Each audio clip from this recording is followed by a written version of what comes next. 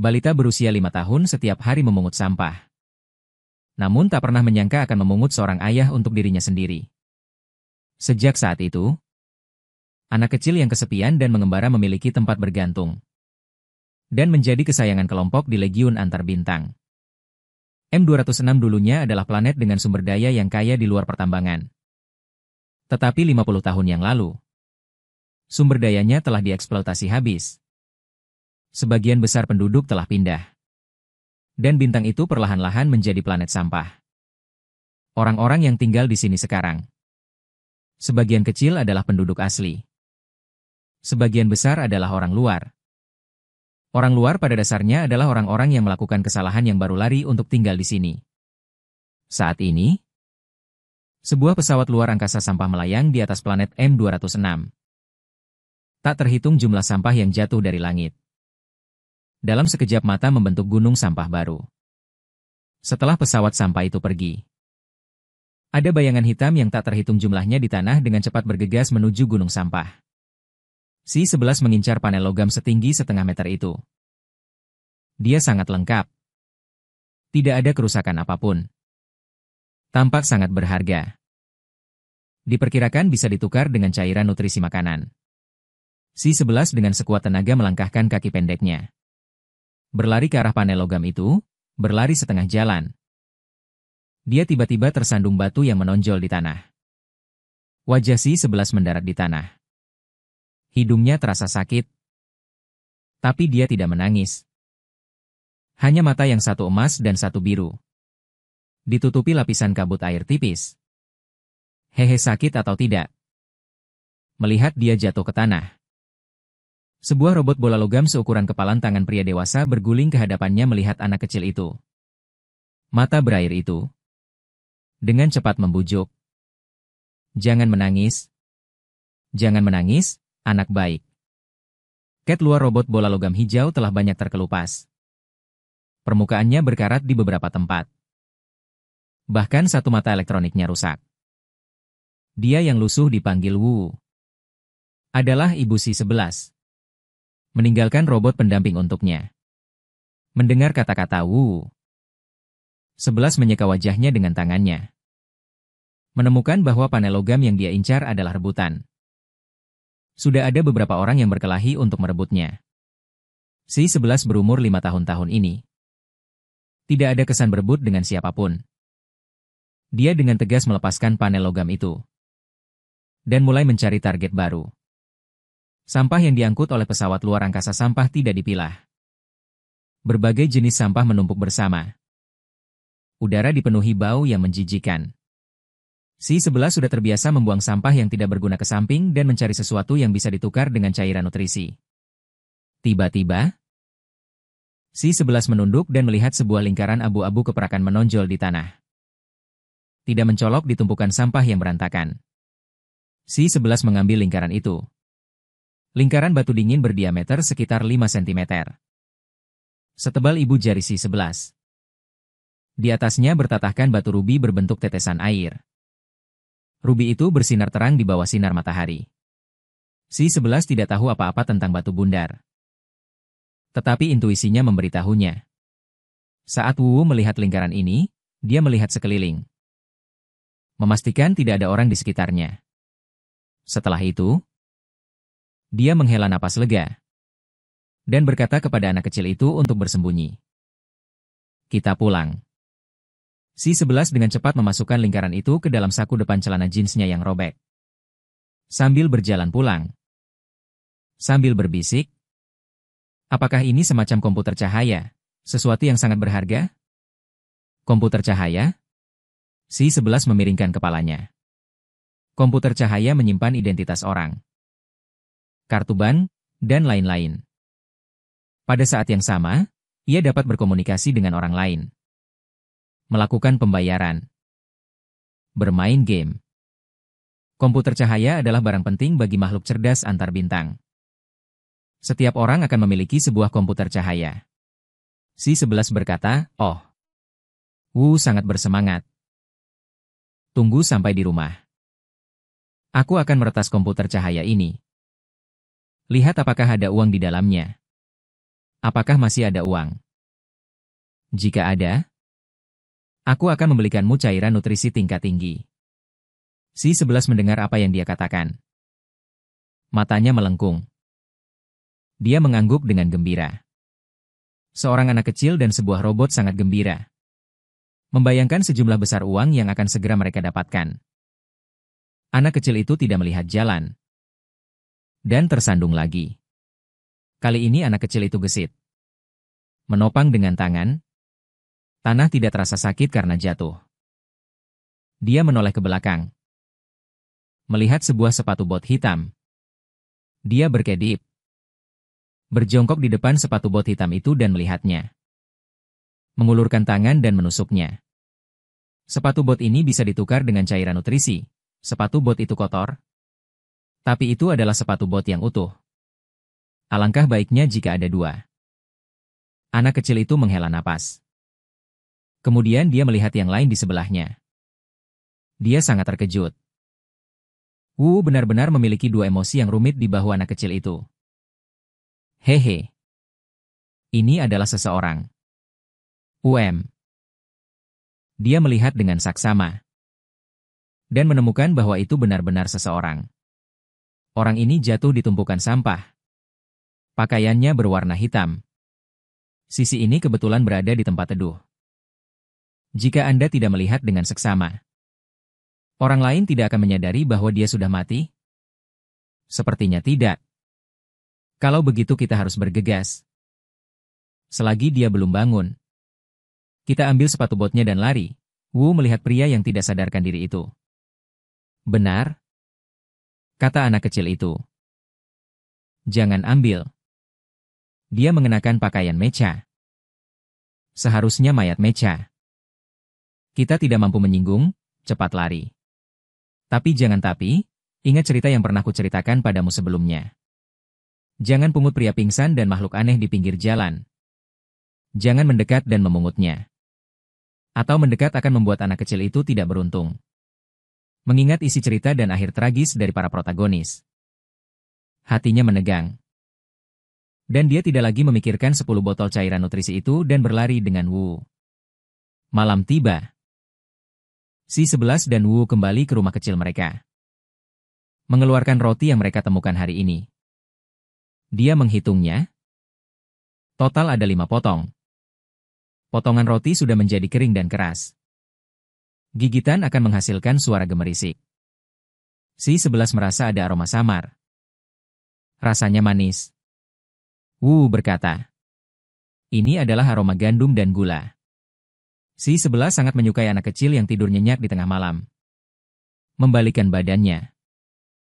Topi pet yang selalu dipakainya di kepala jatuh. Rambut pendek berwarna perak.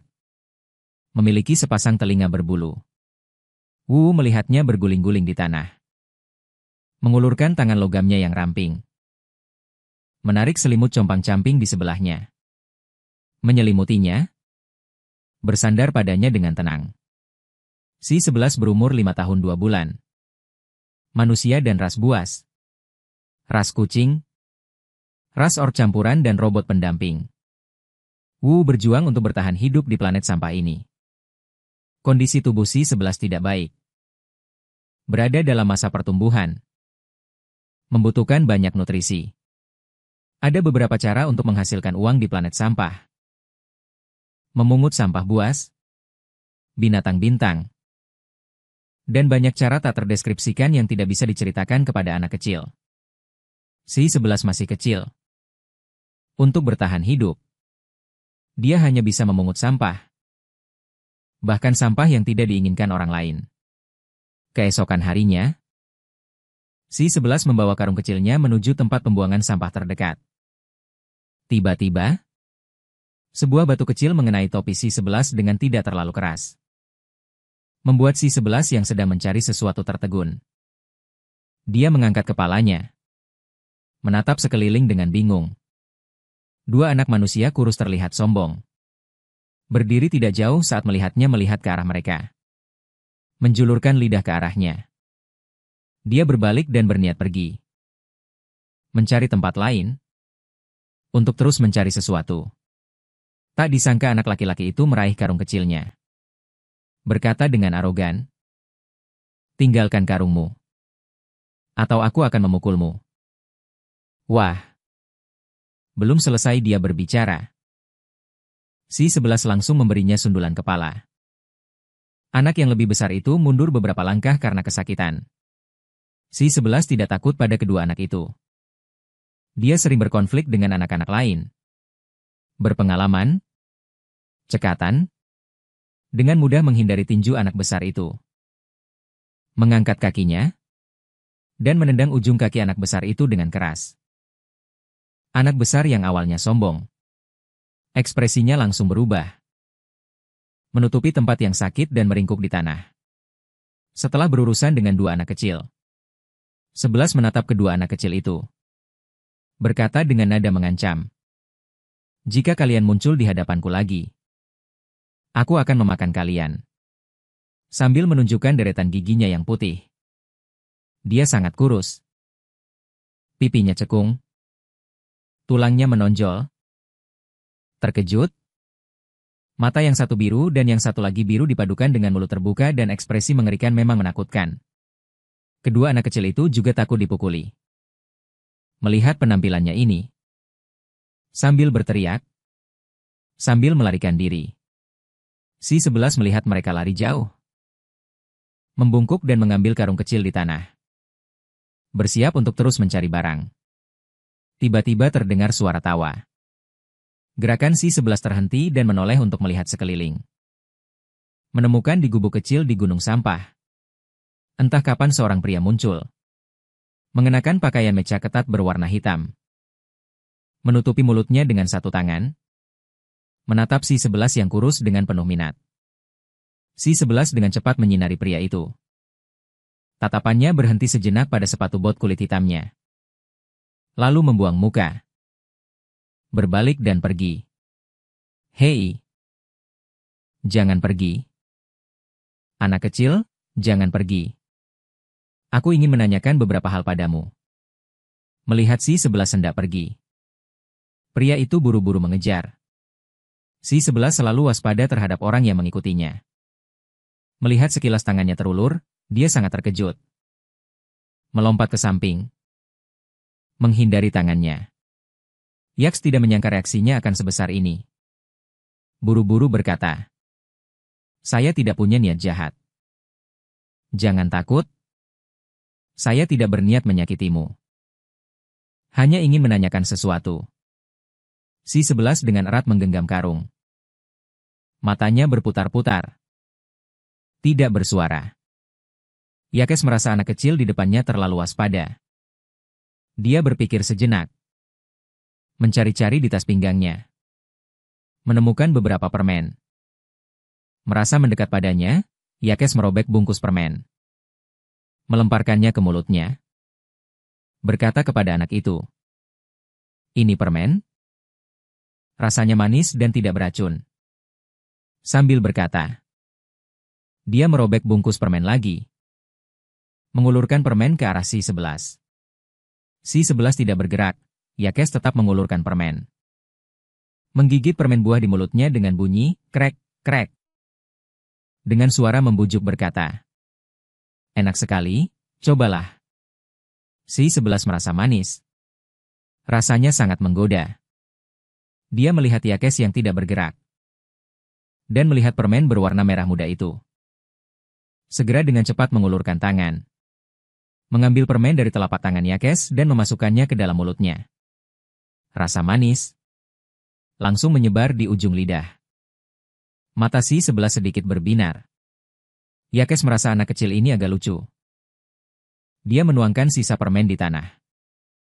"Saya akan menanyakan beberapa pertanyaan. Jika kamu menjawabnya, kamu bisa mengambil permen ini." Si 11 mengemut permen. Matanya tertuju ke tanah. Pada beberapa permen dengan kemasan yang indah itu. Permennya sangat enak. Dia ingin Wu juga memakannya. Sambil berpikir seperti itu, dia mengangguk.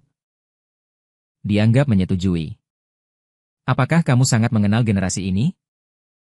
Si 11 mengangguk. Lalu apakah kamu tahu di mana planet ini memiliki energi? Membeli energi? Fei 11 menggelengkan kepalanya. Menjawab dengan suara kekanak-kanakan. Saya tidak tahu, belum pernah melihatnya. Yakes menghela nafas melihat ini. Energi mecahnya habis. Gelang otak ringannya juga tidak sengaja hilang. Dia mencari-cari tetapi tidak menemukannya. Seharusnya diambil oleh pemulung di daerah ini. Kalau begitu, tahukah kamu kemana orang-orang di daerah ini membawa sampah yang mereka pungut untuk ditukar dengan barang? Dibawa ke tempat kakak harimau untuk ditukar dengan larutan nutrisi. Kakak harimau? Teruslah berjalan ke arah ini. Ada sebuah rumah dari besi. Baik. Terima kasih, Yakes mendapatkan jawabannya. Dia tidak berlama-lama, mengucapkan terima kasih, dan bangkit untuk pergi. Setelah dia pergi, si 11 dengan cepat mengambil permen di tanah dan berlari ke arah rumah kecil. Kemudian langsung membungkuk dan masuk ke dalam rumah kecil. Wu, yang sedang bersusah payah memecahkan firewall otak ringan, sedikit terkejut mendengar suara itu. Hehe, kamu kembali begitu awal. Benar. Tingkat firewall gelang otak ringan ini terlalu tinggi. Aku tidak bisa membongkarnya. Sepertinya ini bukan otak ringan biasa. Sebaiknya kita jual dia secepatnya. Tukar uangnya? Si 11 tidak keberatan. Mata elektronik Wu berputar. Melihat anak kecil kurus di depannya. Datanya memberitahunya. Anak kecil itu sekarang kekurangan gizi parah. Dia membutuhkan makanan dan nutrisi yang cukup untuk tumbuh lebih baik. 11-11 sudah berusia 5 tahun. Tetapi dari penampilannya, dia baru berusia sekitar 3 tahun. Memutuskan untuk menjual otak ringan itu. Si 11 membawa Wu dan gelang itu ke tempat kakak harimau, berjalan sebagian besar jalan. Kemudian melihat seorang pria dengan penampilan garang. Wajah penuh daging. Kepala botak berjalan mendekat. Menuju dua anak laki-laki yang berkelahi dengannya terakhir kali. Hei! Anak kecil, apakah kamu melihat seorang pria berambut pirang bermata biru? Si 11 sangat ketakutan sehingga dia dengan cepat bersembunyi di sebuah lubang kecil di gunung sampah. Ini adalah gua yang dia gali sebelumnya. Dia sering diganggu. Jadi dia menggali banyak gua kecil seperti ini di berbagai gunung sampah. Untuk memudahkan dia bersembunyi saat melarikan diri. Setelah semua orang pergi, lingkungan menjadi sunyi. Wu melompat keluar dari tumpukan sampah. Sangat cemas. Membuka sampah di lokasi si 11 berada. Saat ini, si 11 di dalam gua meringkuk menjadi bola. Tangan terkatup rapat menutupi kepalanya. Tubuhnya gemetar. Wu sangat menyayangi Sisi. Pria tadi jelas bukan orang baik. Jika terus berada di luar, kemungkinan besar akan bertemu dengannya. Jadi Sisi sangat berhati-hati saat pergi ke tempat Huge. Karena takut bertemu pria menakutkan itu. Untungnya, dia tiba di tempat Huge dengan lancar. Tanpa bertemu siapapun. Huge Sisi berteriak di pintu. Tidak ada jawaban. Sepertinya tidak ada orang di dalam, tunggu saja. Sisi bergumam. Duduk di depan pintu. Menunggu Huge kembali untuk waktu yang lama. Huge tidak kembali. Hanya ini yang ada. Aku akan memodifikasinya sedikit. Seharusnya bisa mengisi daya mecha MU. Sisi langsung terbangun mendengar suara itu. Dia mendongak dan melihat Huge dan Yakes berjalan dari luar. Kembali, A11, kenapa kamu datang? Huge sedikit terkejut melihat anak kecil di pintu. Sisi dengan cepat menatap Huge dan berkata, aku menemukan sesuatu. Sisi mengeluarkan gelang otak ringan berwarna abu-abu perak dari saku besar celana jeans overallnya. Ini berapa banyak larutan nutrisi yang menutupi? Begitu gelang otak ringan itu dikeluarkan. Yakes di samping melihat otak ringannya. Tiba-tiba maju dan meraih tangan Sisi. Otak ringanku, anak kecil itu sangat terkejut. Wu yang selalu dia menempel di topi Sisi. Melihat ini, melompat dari kepala anak kecil itu dengan otaknya. Menghantam wajah Yakes. Secara kebetulan mengenai batang hidungnya yang mancung. Yakes hanya merasakan hidungnya sakit. dan melepaskan cengkeramannya karena terkejut. Memegang tangan anak kecil itu, sambil menutupi hidungnya, sambil mengambil bola logam bobrok di wajahnya. Sebutkan, benda apa ini? Wu, jangan sakiti Wu. Ini untukmu, katakan. Dia menyerahkan gelang abu-abu perak itu ke arah Yakes. Berjongkok di depan Shishi. Matanya sejajar dengannya. Dengan ekspresi meminta maaf di wajahnya. Kaget? Kalian malu. Terima kasih. Membantuku menemukan gelang, imbalan apa yang kamu inginkan. Permintaan apapun aku bisa penuhi. Bisakah kamu benar-benar memberiku larutan nutrisi? Yakes sedikit terkejut, Si-11 memperhatikan ekspresinya dan dengan cepat menambahkan. Tidak perlu banyak. Berikan aku, 20 botol saja. 20? Yakes sedikit terkejut. Permintaan anak kecil ini sangat rendah. Terlalu banyak? Kalau 15 botol, tidak banyak kan? Ini semua untukmu. Yakes dengan cepat menggelengkan kepalanya. Dia membuka gelang itu. Dari dalam dia mengeluarkan larutan nutrisi yang dibawanya. 2 kotak, 1 kotak 30 botol. Total 60 botol. Mata Si-11 sedikit berbinar. Dia maju mengambil 2 kotak larutan nutrisi dan pergi. Si-11 membawa larutan nutrisi dan berlari agak jauh. Teringat sesuatu? Menoleh ke arah Yakes. Yakes melihat dia berhenti. Bertanya, apakah kamu ingin aku memberimu sesuatu yang lain? Dia berdiri di depan rumah Seng. Dikelilingi oleh tumpukan barang rongsokan yang berantakan. Cuaca hari ini sangat bagus. Matahari sangat cerah. Di bawah sinar matahari yang hangat, rambut emas Yakes tampak bersinar. Ada seorang botak yang sangat galak mencari seorang pria berambut pirang bermata biru. Dia sangat galak. Dan juga mematahkan tangan Dakiang. Anak kecil berusia 5 tahun bertahan hidup dengan memulung sampah setiap hari. Tangan kiri memungut ayah liar yang tampan. Tangan kanan memungut pacar penjahat. Bahkan menendang keluar robot lucu. Dan ini semua dimulai dari pria yang tiba-tiba muncul di bintang sampah. Si-11 menukar otaknya yang dia temukan dengan Yakes dengan 2 kotak larutan nutrisi. Dan memberitahu Yakes bahwa ada seorang botak yang sangat galak mencarinya. Lalu meninggalkan Yakes. Mendapatkan kembali gelang otak. Di dalamnya terdapat kotak energi cadangan. Dia bisa dengan cepat pergi dari sini. Kembali ke lokasi pendaratan paksa pesawat luar angkasanya. Kali ini secara tidak sengaja bertemu dengan sekelompok bajak laut antar bintang.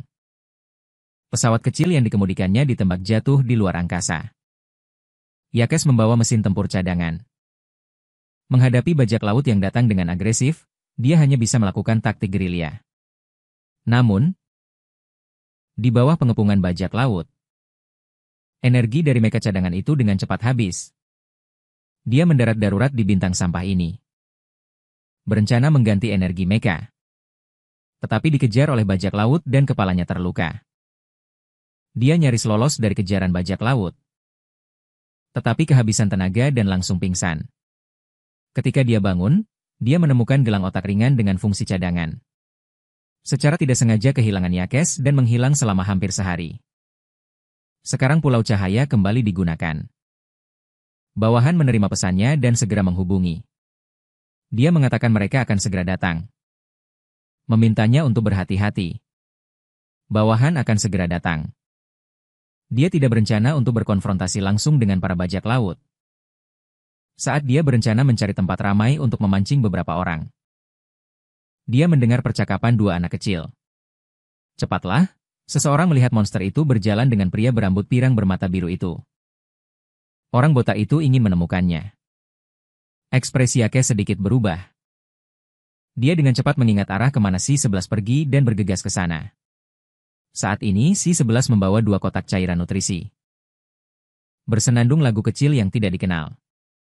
Kembali ke rumah kecilnya. Dia mengambil sekop kecil. Menggali 2 lubang kecil di samping rumah kecil itu.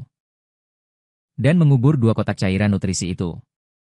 Tiba-tiba, suara gaduh menghantam terdengar.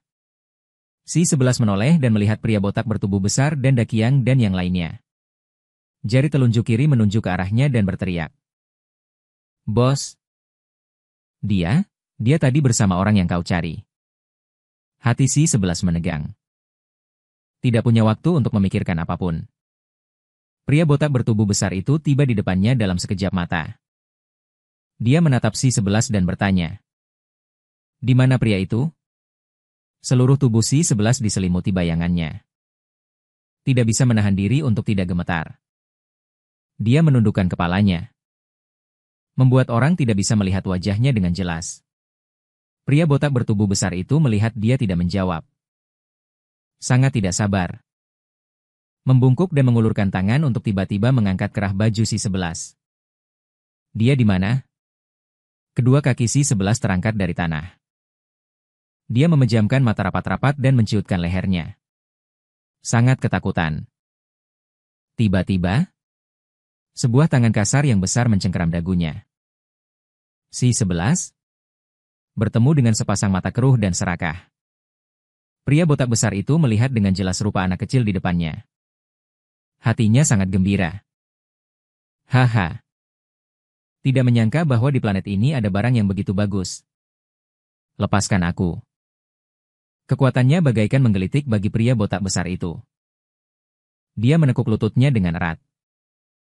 Menggendongnya di bahunya. Bersiap untuk membawanya pergi. Hihi. Wu melompat mendekat. Menabrak pria botak besar itu dengan keras. Tetapi yang terakhir membantingnya ke tanah. Si-11 melihat robot bola yang jatuh ke tanah dan kehilangan beberapa bagian. Meronta dengan lebih bersemangat. Membuka mulutnya dan menggigit bahu pria botak besar itu dengan keras. Pria botak besar yang digigit itu marah. Membanting anak kecil itu ke tanah dengan keras. Anak kecil yang jatuh ke tanah tidak peduli dengan rasa sakit. Mengambil pasir di tanah dan menaburkannya ke arah pria besar itu.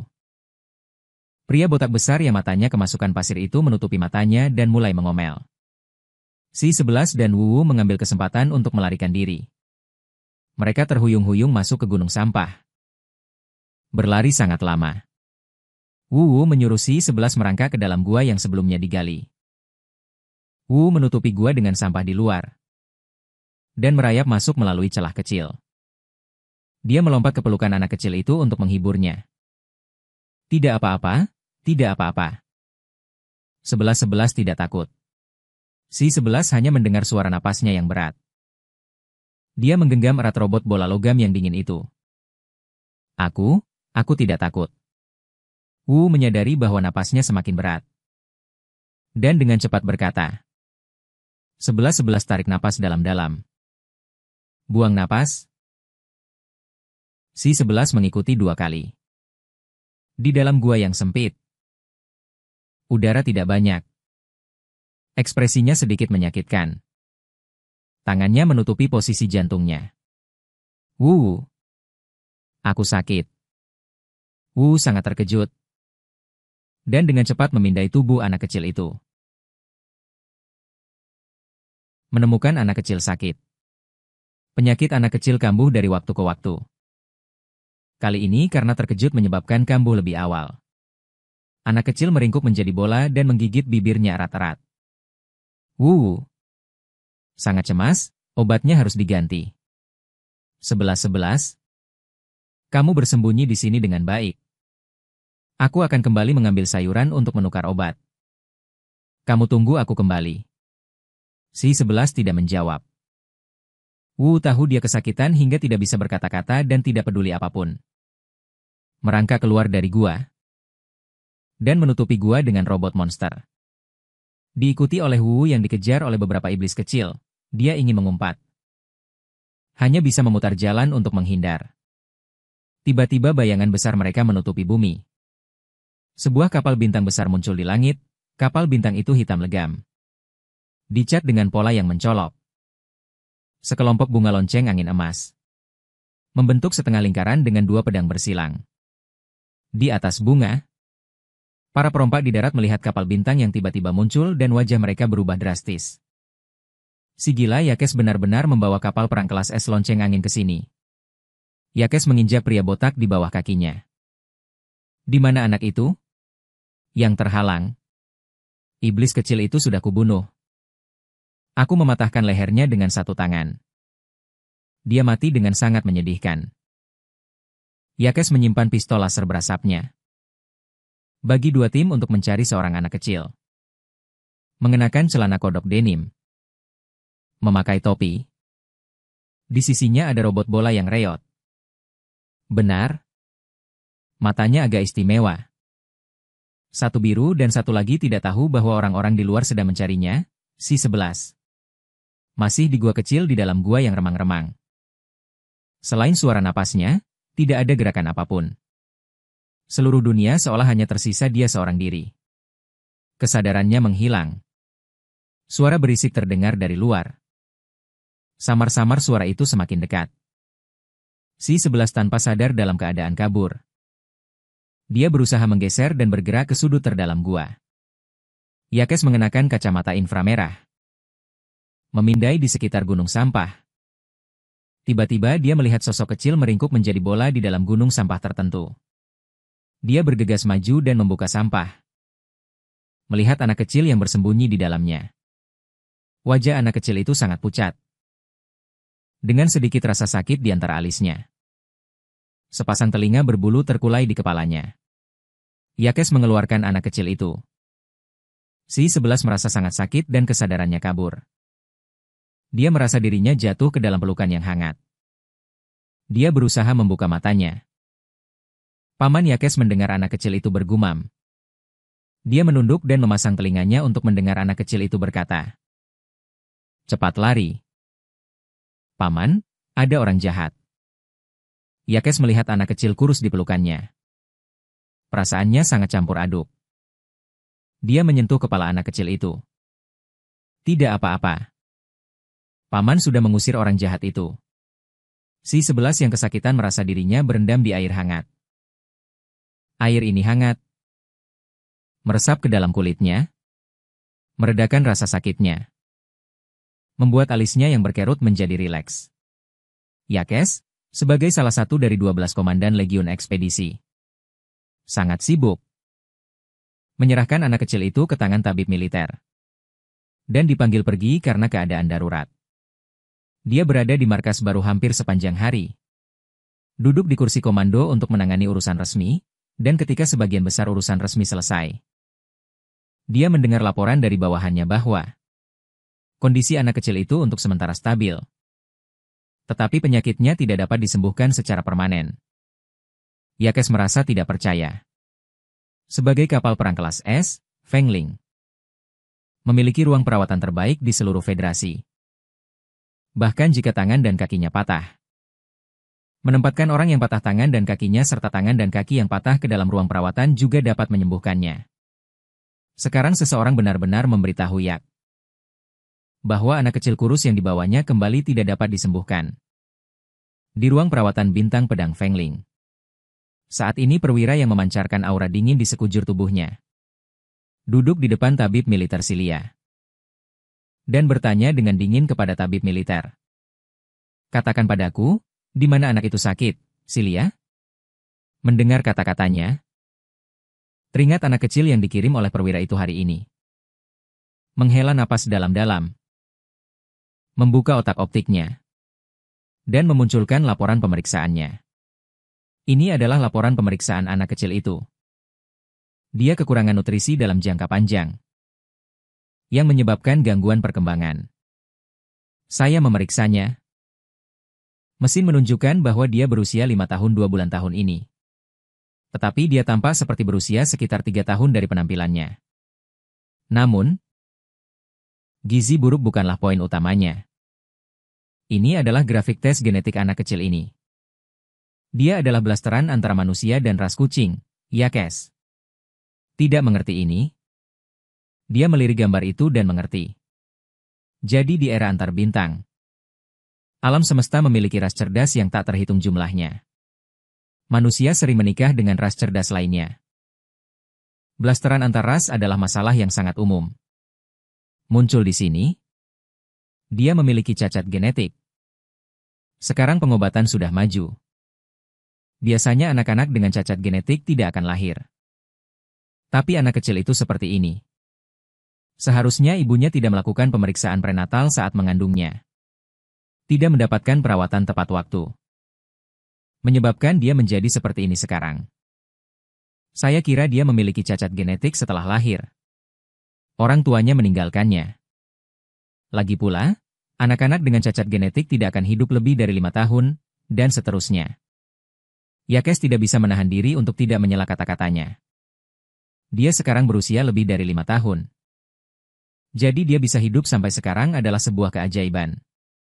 Cacat genetiknya sangat jelas. Apakah kamu tidak menyadarinya? Rambut perak. Mata heterokromia adalah cacat genetik dominan. Dan dia bisa saja mati kapan saja. Yakes sangat kesal. Tanpa sengaja mengambil anak kecil kembali. Orang lain mengatakan kepadanya bahwa anak kecil ini bisa mati kapan saja.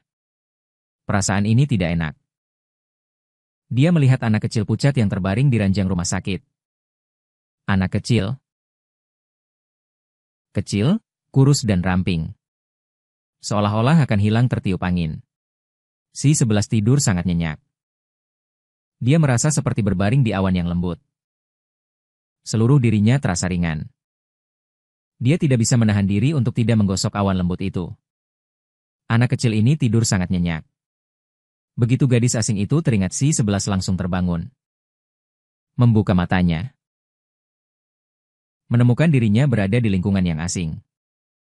Dinding abu-abu keperakan yang dingin dikelilingi oleh beberapa tempat tidur kosong. 1. Bagaimana perasaanmu saat bangun? Celia, yang berdiri di samping tempat tidur, berkata, dan mengulurkan tangan untuk menyentuh dahi anak kecil itu. Pupil mata batu menyusut, dan dia menepis tangannya, memeluk bantal dan melompat dari tempat tidur. Melihat jas putih di tubuhnya. Dan matanya dipenuhi dengan ketakutan. Dia menggelengkan kepalanya. Berteriak keras jangan mendekat, mata si 11 panik. 4. Melihat sekeliling dan tidak melihat bola logam yang rusak itu. Hatinya semakin panik, mengabaikan halangan Busilia. Dia masuk ke lemari di sudut ruang perawatan. Celia sangat pusing. Mencoba banyak cara. Tetapi tidak bisa mengeluarkan anak kecil itu dari lemari. Tindakannya malah membuat anak kecil itu semakin menolaknya. Celia. Tak berdaya, dia hanya menghubungi ajudan Ajax. Menanyakan apakah Mayor Jenderal telah mengendalikan diri untuk keluar dari ruang perawatan? Mendengar berita itu, Ajax mengerutkan kening dan bangkit, berjalan menuju ruang perawatan. Menemukan bahwa ruang perawatan berantakan dan tajam. Dan ada beberapa luka di wajahnya. Ajax menanyakan beberapa patah kata dengan sederhana. Melambai kepada ajudan dan Ajax. Memberi isyarat agar mereka keluar. Dia berjalan ke depan lemari. Mengangkat tangannya dan mengetuk lemari dengan lembut. Ajax teringat bahwa saudara harimau memanggil anak kecil itu, aksi 11, sebelum mereka bersembunyi di lemari karena sifat penariknya. Ajax tidak berbicara di dalam lemari. Dia masih ingat bahwa si 11 di dalam lemari memeluk bantal dan tidak bersuara. Agak ragu-ragu. Dia sepertinya bukan orang jahat. Apakah kamu lapar? Aku akan mencarikanmu sesuatu untuk dimakan. Setelah selesai berbicara, Ajax mengangkat dagunya ke arah ajudan yang berdiri di luar pintu. Memintanya untuk mengambilkan makanan. Aku tidak lapar. Ajax terdiam tanpa berkata apa-apa. Dia merasa suasana hatinya sedikit halus. Tanpa sengaja bersentuhan dengan anak kecil ini. Menemukannya kembali. Dia ketakutan lagi. Bersembunyi di lemari. Terasa seperti menemukan anak kucing, si 11 di dalam lemari. Agak ragu-ragu. Akhirnya dia tidak bisa menahan diri untuk berbicara. 555 ya. 55. Kamu harus mencari robotmu itu. Benar? Dia ada di mana? Ketika menemukanmu aku tidak melihatnya. Kalian terpisah. 55 carikan aku obat tapi terpotong. Teringat 55 bilang tentang obat tidak boleh bilang ke orang lain. Dia segera menutup mulutnya. Pendengaran Yaks luar biasa. Mendengar perkataannya dengan jelas. Tapi dia tidak peduli. Lagi pula dokter militer bilang penyakit Shishi pada dasarnya tidak bisa disembuhkan. Mungkin robot itu pergi mencari obat pereda sakit untuk anak kecil itu. Saat ini, ajudan membawakan susu hangat dan roti. Juga telur. Yaks melihat makanan itu. Lalu melihat lemari. Aksi? Kau keluar makan. Aku akan bantu cari 5 sungguhan. Kau habiskan makan. Aku langsung pergi mencari lemari hening sejenak pintu lemari perlahan dibuka dari dalam. Anak kecil kurus itu dengan ragu mengeluarkan setengah kepala kecilnya. Tangan kecil yang lemah. Melihat pintu lemari telinga berbulu bergerak-gerak. Mata satu emas satu biru seperti dua permata berkualitas tinggi. Harus menemukan 5, ya. Anak kecil itu memeluk bantal dan merangkak keluar. Dirinya yang dulunya kotor sekarang sudah dibersihkan. Rambut perak abu-abu berantakan kembali ke warna aslinya. Dia mendongak menatap pemuda berambut pirang di depannya dan mengulangi sekali lagi. Harus dicari, ya. Yak sedikit menunduk dan membungkuk. Mengulurkan tangan dan dengan mudah mengangkat anak kecil itu. Meletakkannya di tempat tidur. Anak kecil itu melihat. Susu mengepul yang ditaruh di piring di depannya. Lalu mendongak menatap Yaks. Matanya berkedip beberapa kali. Sepertinya sangat bingung. Dia hanya minum cairan nutrisi. Makanan lain belum pernah dicoba. Belum pernah makan. Anak kecil itu menggelengkan kepalanya. Yaks menegur pelan. Duduk di tepi tempat tidur. Mengambil sendok untuk menyuapinya. Anak singa membuka mulutnya. Meneguk susu. Susu itu hangat. Rasanya manis. Anak singa minum susu untuk pertama kalinya. Dia tertegun. Yaks menyendok lagi. Memberinya melihatnya linglung dan tidak bergerak. Kenapa? Anak singa itu sadar kembali. Matanya bersinar terang dan ekor berbulunya di belakangnya terus bergoyang karena enak. Ajudan di samping diam-diam menutupi wajahnya. Anak singa ini terlalu imut. Jenderal juga terpikat oleh kelucuannya. Setelah menyuapinya beberapa suap susu, Yaks juga mencabik-cabik beberapa potong kecil roti dan telur untuknya makan. Mata anak itu menjadi semakin cerah. Ekor di belakangnya bergoyang dengan gembira. Dengan cepat, dia sudah kenyang. Shishi menyentuh perutnya yang bulat dan bersendawa. Yaks melihat anak singa itu menatapnya dengan penuh harap. Hanya bisa berdiri dan menasihatinya. Kamu istirahat di sini. Dengarkan perkataan Bibi. Aku akan pergi mencarikanmu. Shishi mengangguk seperti ayam mematuk beras. Takut dia tidak jadi mencarinya. Melihat anak singa yang penurut dan telinga berbulu itu. Dia akhirnya tidak bisa menahan diri untuk mengulurkan tangan dan mengusap kepalanya, merasa sangat nyaman. Pergi dengan puas. Namun, membantunya mencari mesin cuci. Balita berusia 5 tahun setiap hari mendekati tempat sampah. Hidup dengan tampan. Ayahnya adalah barang rongsokan, pacar yang dicintainya adalah barang rongsokan. Bahkan pengasuh robot juga barang rongsokan. Anak singa Shishi dengan patuh mengikuti Siria untuk pemeriksaan fisik. Saat itu juga, sebuah suara marah terdengar di luar ruang perawatan. Kau penculik, pedagang manusia, tak tahu malu. Siria belum bereaksi. Shishi di samping mendengar suara yang familiar. Mata anak itu langsung berbinar. Dia melompat dari ranjang rumah sakit. Membuka langkah kecilnya. Dan berlari keluar. 5. Anak singa yang keluar dari ruang perawatan. Sangat senang paman pembohong. Dia benar-benar membawa kembali Wu. Matanya yang biru dan mengejutkan berkilauan. Ketika dia melihat robot Shishi Fan yang compang-camping. Mesin itu langsung menerkam. Saat menghibur robot yang peduli padanya. Tiba-tiba dia meremas sesuatu. Menoleh dengan gembira. Dia meminta maaf kepada Yakes di samping. Memiringkan kepalanya. Dan memanggil Paman Sheng lagi. Yakes tidak mengerti artinya. Dia berjongkok untuk menyamai anak kecil itu. Shishi biasanya mendekat. Dia mencium pipinya dengan cepat. Matanya melengkung. Terima kasih, Paman. Paman telah membantuku. Ini hadiah terima kasih, Wu. Shishi yang mengajariku. Tersenyum polos. Tetapi Yakes membeku seluruhnya. Setelah beberapa saat dia sadar kembali. Jari-jarinya bergerak. Pada akhirnya menahan diri untuk tidak menyentuh pipinya. Dia memandang anak kecil yang kurus itu dan berkata, "Jangan lakukan ini lagi nanti, tidak baik." Mengapa Yakes bertemu dengan mata yang jernih itu? Dan untuk sementara waktu tidak bisa berkata apa-apa? Dia tidak bisa memberitahu anak ini.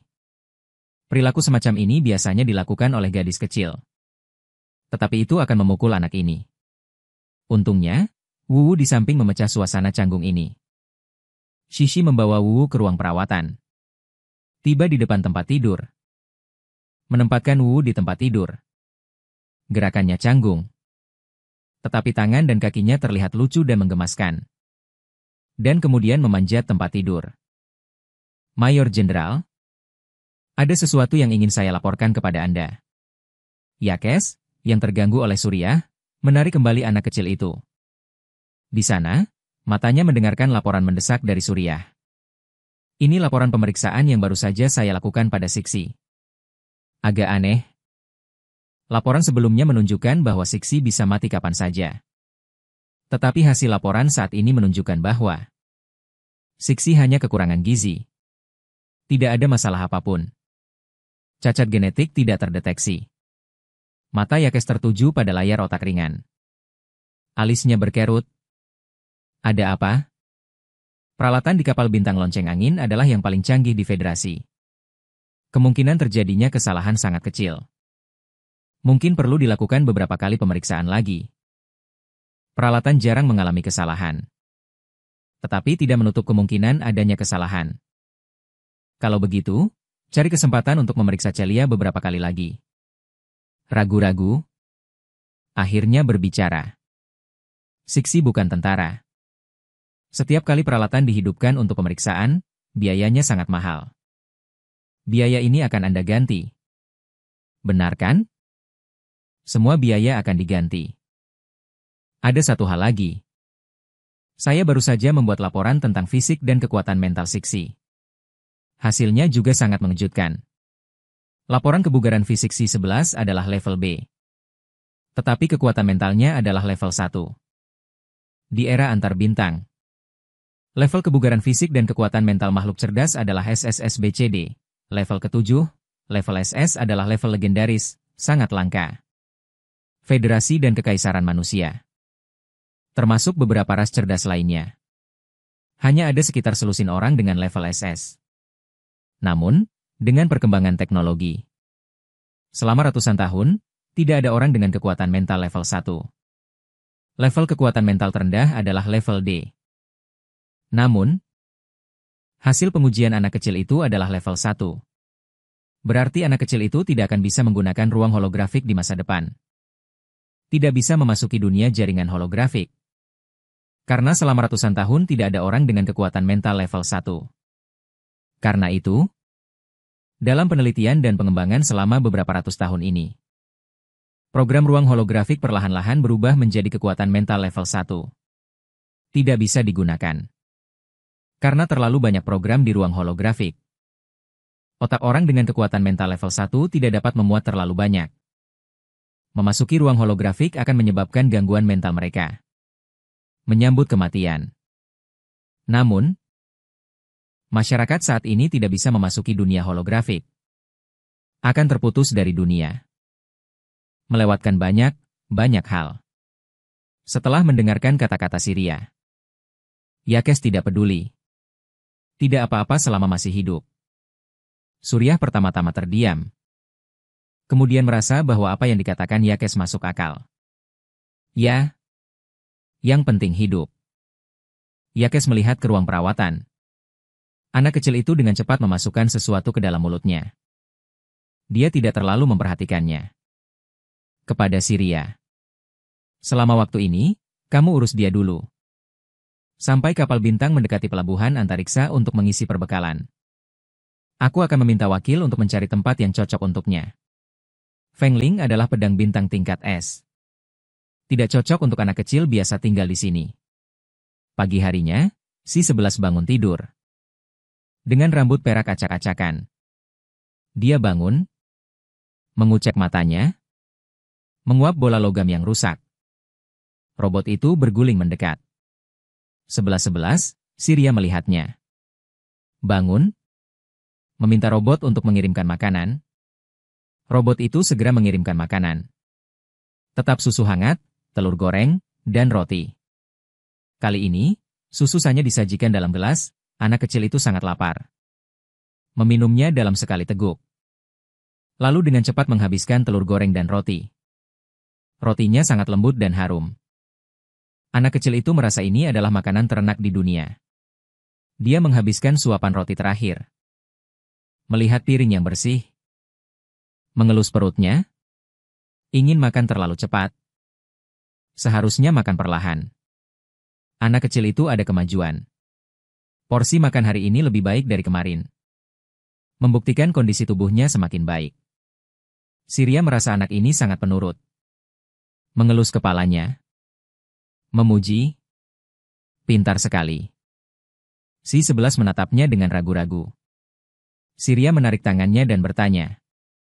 Ada apa? 2 hari ini belum melihat paman. Apa yang sedang dia lakukan? Anak kecil itu samar-samar mengingat Yakes menyelamatkannya saat dia sakit. Dan membantunya menemukan barang. Tanpa sadar, dia mengembangkan sedikit ketergantungan pada Yakes. Jenderal muda? Akhir-akhir ini ada banyak urusan. Dia seharusnya cukup sibuk. Begitu ya? Kalau begitu, bisakah aku membantunya? Telinga si 11 terkulai sedikit. Lalu segera berdiri tegak lagi. Hehe. Terlalu kecil? Untuk sementara tidak bisa membantu. Tapi kakak ada sesuatu yang ingin kuminta padamu. Bisakah kau membantuku sedikit? Karena ada pemeriksaan kesehatan untuk para prajurit. Aku akan cukup sibuk beberapa hari ini. Untuk sementara aku tidak punya waktu untuk menyiram bunga. Bisakah aku memintamu untuk membantu menyiram mereka? Si 11 sangat senang. Dia telah melihat bagaimana Suriah menyiram tanaman 2 hari ini. Dia mengambil lem di bawah rak bunga. Penyiram masuk ke kamar mandi untuk mengisi air. Tidak lama kemudian, dia memegang penyiram dengan kedua tangan. Kembali ke depan rak bunga. Dengan hati-hati menyiram tanaman. Suriah melihat dia melakukannya dengan serius dan membuka komputer optiknya. Mengambil beberapa foto dirinya. Komunikasinya berdering, dia melihat anak kecil yang fokus menyiram tanaman. Keluar dari ruang perawatan, menerima panggilan. Si 11 selesai menyiram. Mengambil kain lap, dengan hati-hati membersihkan air di rak. Setelah dia selesai, baru dia menyadari Suriah tidak ada di ruang perawatan. Dia ingin membantu kakaknya. Tapi kakaknya tidak ada. Apa yang harus dia lakukan? Saat dia khawatir, pekerjaan apa lagi yang bisa dia lakukan? Sebuah robot pembersih yang memegang alat kebersihan memasuki ruang perawatan dengan memutar 2 roda kecil di bawahnya. Pandangannya tertuju padanya. Dia telah melihat bagaimana robot pembersih membersihkan selama 2 hari ini. Menyeka meja, menyapu, mengepel, si 11, mengepalkan tinjunya. Ini semua sangat sederhana. Komunikasi Suriah berbicara lama sebelumnya. Dia mengirim perbedaan tingkat mental dan fisik anak kecil itu ke penelitian profesional. Rekan yang mempelajari perkembangan kekuatan mental anak-anak menutup telepon. Dia baru saja memasuki ruang perawatan. Sebuah robot pembersih. Roda kecil yang merengek datang di depannya. Menangis karena merebut pekerjaan, 11-11. Tidak membiarkan Ling Yao Ersan bekerja untuk mengubah peluang. Dia menggertak robot. Menggertak kakak robot Ying. Sebuah suara malu-malu terdengar. Suriah melihat ke arah suara itu. Melihat anak kecil yang memegang pel berjalan ke arahnya. Robot bobrok itu sedang mengepel dengan rajin. Sesekali membersihkan lemari. Sapu itu digunakan oleh robot. Setinggi anak kecil. Wajahnya menunjukkan ekspresi gelisah. Aku tidak sengaja merebutnya. Aku hanya ingin membantu. Aku tidak terlalu memperhatikan ekspresi mata itu. Dia melihat sekeliling. Jadi Suriah dibersihkan dengan sangat bersih. Perasaannya sangat campur aduk. Anak kecil yang malu-malu di depannya membangkitkan banyak kenangannya. Suriah lahir di planet kecil di perbatasan. Planet itu sangat miskin. Selain dia, ada 5 adik laki-laki dan perempuan di rumah. Setelah dia bekerja keras dan lulus dari sekolah kedokteran di planet pusat. Demi subsidi militer yang tinggi, dia bergabung dengan pasukan ekspedisi sebagai petugas medis. Suriah merasa anak kecil itu sangat mirip dengan adik perempuannya. Dia menghela nafas. Melihat anak kecil itu menatapnya dengan malu-malu, hati Suriah. Microsoft berjongkok untuk melihat Si-11 setinggi mata dan menyentuh kepala anak kecil itu. Pembersihannya sangat bersih. Terima kasih 1111. Namun, pembersihan adalah pekerjaan robot. Tidak bisa merebut pekerjaannya. Surya memutuskan untuk mengajak anak kecil itu jalan-jalan di bintang lonceng angin, melihat orang biasa tidak bisa berkeliaran. Jadi Surya menghubungi si Akeshi untuk mengajak anak kecil itu pergi ke tempat yang baru dibangun dengan penuh kasih sayang. Berkeliaran di sekitar waktu makan siang. Surya membawa anak kecil itu keluar. Si-11 mengikutinya. Matanya dengan rasa ingin tahu mengamati semua yang ada di sekitarnya. Koridor itu adalah pintu elektronik logam abu-abu keperakan. Saat terbuka dengan suara retak. Telinga dan ekor Si-11 sedikit berdiri. Dia bersembunyi di belakang Suriah. Dengan kedua tangan dengan hati-hati mencengkeram jas putih Suriah. Satu kaki, 11 lia memperhatikan gerakan kecilnya. Merasa si kecil sangat lucu. Akhirnya tiba di kantin nomor 1. Kantinnya sangat besar, di depan dinding sisi timur. Di atas meja panjang terdapat makanan yang sudah disiapkan untuk diambil orang. Saat ini adalah jam makan. Kantin sangat ramai. Para prajurit makan sambil mengobrol, sampai seorang Suriah dengan jas putih muncul di pintu. Seseorang dengan mata tajam melihatnya. Hampir menyemburkan makanan dari mulutnya. Tatapan mata sitangnya sedingin es. Membuat orang merasa dingin. Membuat semua orang yang memperhatikannya memutar kepala mereka kembali. Apa yang ada di belakang dokter itu? Seorang prajurit pemberani diam-diam melirik ke sana. Dan melihat ekor kecil di belakang Suriah. Manusia dilahirkan untuk bergosip. Rasa ingin tahu mengalahkan segalanya. Termasuk ketakutan semua orang pada Suriah. Mereka diam-diam mengintip. Masa lalu. Melihat anak kecil berambut perak kurus dengan ekor, mengenakan pakaian pasien biru dan putih. Dia dengan malu-malu mencengkeram sudut jas putih Suriah. Mengikutinya dengan erat, semua orang diam-diam menutupi wajah mereka. Sedikit bingung. Aroma makanan memenuhi udara kantin. Si-11 menelan ludah. Suriah yang berjalan di depan mendengar suara itu dan menoleh ke belakang. Melihatnya berkata, "Lihat apa yang ingin kamu makan. Di mana saja?" Si-11 mengangguk. Tetapi tidak berani meninggalkannya setengah langkah pun. Karena setiap prajurit di kantin tinggi dan besar. Tingginya nyaris mencapai paha prajurit. Terlihat kecil. Jika tidak hati-hati, Si-11 mungkin akan terinjak. Mengikuti dengan cermat. Suriah juga tidak pilih-pilih makanan. Dan makan yang sama dengannya. Suriah tanpa ekspresi. Melewati area makanan ringan. Dan menyadari di tengah jalan bahwa ada sesuatu yang hilang di belakangnya. Dia berhenti. Menoleh ke belakang. Dan menemukan anak kecil itu berdiri dengan penuh harap di depan lemari es yang berisi kue-kue cantik. Mata jernih Qian Shishi memantulkan bayangan kue-kue itu. Kue-kue di lemari es itu enak dan menggugah selera. Suriah tidak terlalu suka memakannya. Dia berjalan ke sisi anak kecil itu. Melihat deretan kue stroberi itu. Menunjuk lemari. Berbicara kepada robot penjual yang berdiri di sampingnya, 1 potong kue stroberi. Setelah Surya membayar, Dia mendengar anak kecil itu berkata dengan nada yang sangat menyakitkan. Terlalu mahal? Aku tidak akan memakannya. Suriah meliriknya, berkata dengan nada santai. Aku ingin makan. Anak kecil itu langsung merasa lega.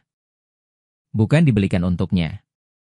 Maka mereka, yang besar dan yang kecil, mencari tempat duduk. Si 11 dengan kaki pendeknya melihat bangku tinggi di depannya dan susah payah memanjatnya.